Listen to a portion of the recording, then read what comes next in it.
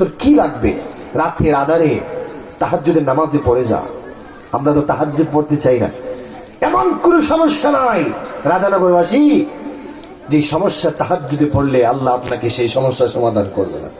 এজন্য আপনার কি প্রয়োজন? টাকা লাগবে, বাড়ি লাগবে, রাতের আধারে তাহাজ্জুদে পড়ে যান আর বলেন, মালিক তুমি দেখতেছো, তুমি ব্যবস্থা করো, আল্লাহ মুহূর্তে ব্যবস্থা করে দিবে। আলহামদুলিল্লাহ। যুবক ভাইরা, মুরব্বী বাবারা,